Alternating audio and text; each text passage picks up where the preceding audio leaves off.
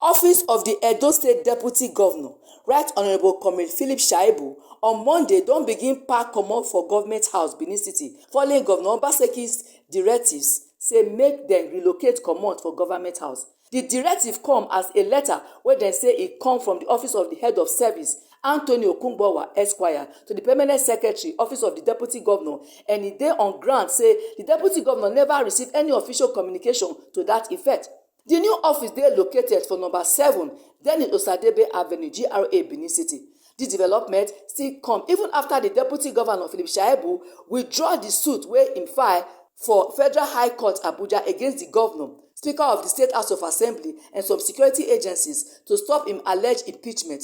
Observers bin dey expect say the fight and gbas-gbos don finish, but dem say the governor insist say na Monday im give dem reach to pack comot from Government House even when dem never finish the renovation for the office. Number 7 Osadebe Avenue na old and abandoned building wey the State Procurement Agency use before. E go dey on record to know say the new office no dey good to work and stay, and e no fit office wey dem suppose give the number 2 citizen of the state.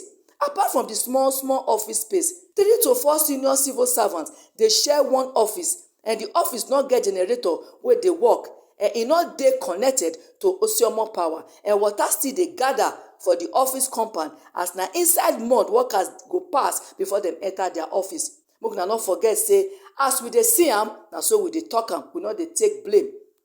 From Benin City, Omo Ikayere, TMC TV News.